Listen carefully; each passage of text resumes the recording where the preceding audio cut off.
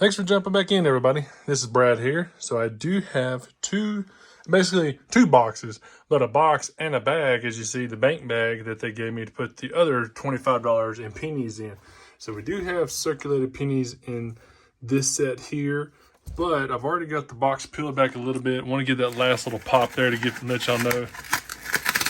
Let's see if we've got uncirculated, because it's been a lot, or circulated, it's been a lot of uncirculated. So, all right, well, we do have some circulated pennies in there. Some 60s fine there. Nice. So hopefully, crossing fingers, we get some varieties out of here. I've been looking pretty heavy on a lot of newer varieties I'm seeing online. Make sure if y'all have any questions about pennies, quarters, dimes, nickels, whatsoever, make sure to give me a shout. I do have my description.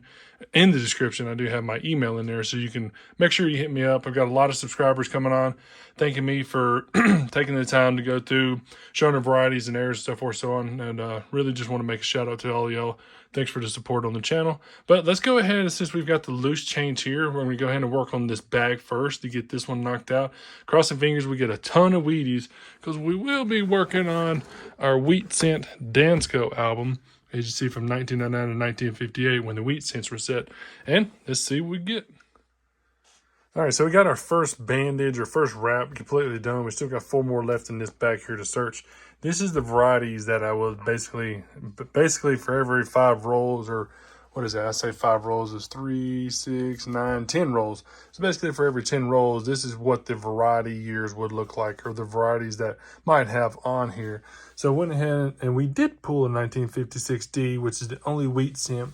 I pulled off the side the 1959D on the right side. You see how nice that one is? So that's going to be the difference also if you're looking in a lot of these websites. It shows RB, B, and so forth, so on, red, brown, and brown. This one's going to be a brown, complete copper, 1959. That's going to be what that is. And then this one either is probably just going to be straight red. There's really no, I wouldn't say there's any copper or anything in there, so it's just going to be a straight red round. They might have it marked as RB in there, which is hard for me to tell whenever they go through grading. They come back with a B, RB, so forth, so on. So, but that's going to be the difference. You can definitely see the difference in that. And then we got a 2009 Denver there. I'm going to go ahead and run through these varieties here and then continue back on the bag. Well, I'm running through the third band of pennies here from out of the pack there. And I did look at the ender. I near about peeled it off, but we do have a wheat scent ender also.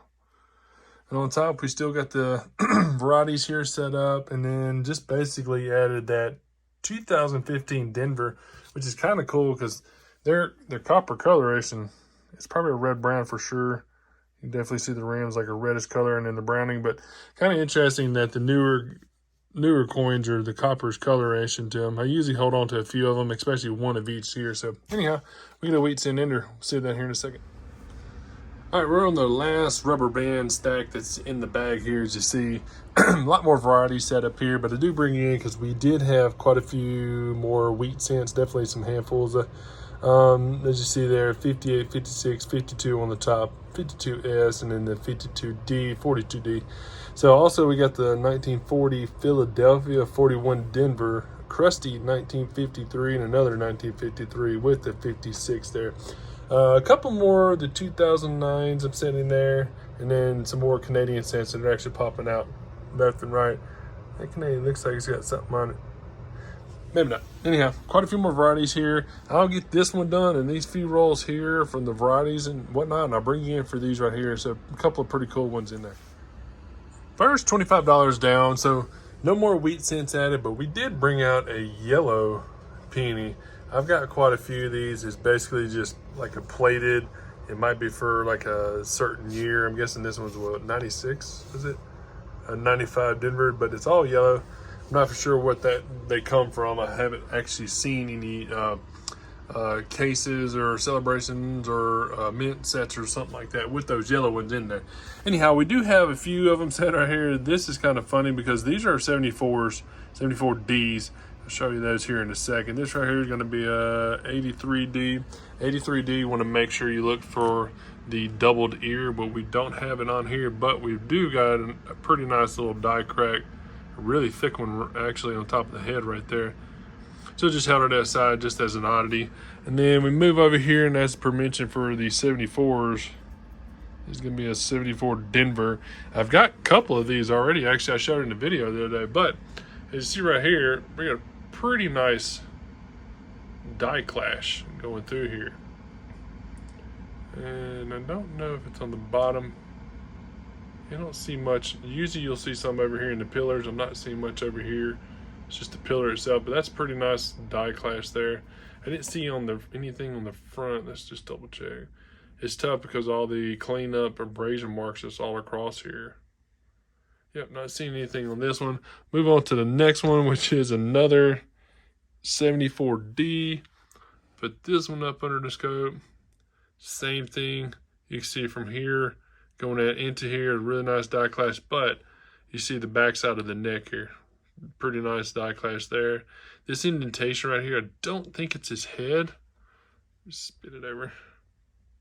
See, it's a little bit area right there. I'm not for sure. I don't think it's his head or whatnot, but you can definitely see the back of this is where the neckline would be, the back of the jacket. This is the front of the jacket to his chin. So pretty nice die clash on this one here. And then the same with this one, which is another 74D. This one too has a little bit of die clash from here going down through there. Not seeing really much in it. I don't think that's anything on there. So yeah, we got 3 die clashes out of this one $25 run. This one here is a 2004, just another little oddity here. It's got a nice little die crack going through here, and then some die chips that are actually laid on top of that crack. You move it over this way, and it's got a plating blister there. Pretty nice thick one that's running across the top. Is that an eyeball? Thought it was a double die there for a second. Anyhow, and then this right here I just pulled aside. This is going to be a 2023 Philadelphia, and this is like maybe the second handful of these I've ever pulled. But you definitely want to make sure to look at the VDB at the bottom here. There's an error out, and it has an extra feed that sits off right here in the jacket. So just make sure you're looking for those on the 2023 Philadelphia. I know a lot of y'all get those 2023s, but I don't. And then this here is a 1969 Beauty. 1969, you definitely want to make sure you're looking for doubling. That's in the 1969 and at S. There's a little something going on in the S there. I've turned it every which way just to take a gander at it. It's probably just a little bit die chip. Not seeing nothing on the 1969 there. And also in the motto, you want to look up in the motto, you might see a little doubling. But it was just in such a nice shape, I wanted to hold it off to the side and use it as an example. All right, let's go ahead and jump into the box. That's going to do it for the second box. I had quite a few variety error years that were set up here. We still have just what we have here. Probably went through between the 2 boxes 7 rotations of varieties to check through. So just to show you how much the magnitude of what coins that I go through. Anyhow, we do have a ton of wheat cents actually. All the wheat cents start from here and work on down. But our earliest one, which I just pulled out the last roll there, is that 1916 Philadelphia. And then 56, 57, so forth, so on. So a lot to look at. We can have a DDO on that 1958. It would be nice. And then there's a pretty nice 1946. And we also pulled a bluish toner there with another 1959 Philadelphia. I've got a 59D there. I'm going to hold on to that 59 Philadelphia. It's probably going to be a keeper also. So let me go ahead and go through all the varieties here. I'm going to also double check all the supposable varieties that will be for these dates on the wheat cents too. I'm going to check the 2009s there, and then that's all the Canadians that are up at the top there. And like I said, I'll double check the album here to see if we have any upgraders, and I'll bring you right back in for a wrap up. All right, got everything situated out on the table here. And as per mentioned, these right here are the ones we've looked at already for everything from the die clashes that were on there. This 1969S was really nice. Like I said, the 83D there had a nice little crack on the head and stuff, so forth, so on. But these are all the wheat cents stacked up. Everything from the Philadelphia, Denver to the San Francisco. We only had a single year there for the San Franciscos. But we did have a nicer selection, 40, 41s, 42, 46s, 51s, 52s, 53s, 56s, 57 and 58. Now I did check any varieties. That 1958 could have a nice DDO that's on there.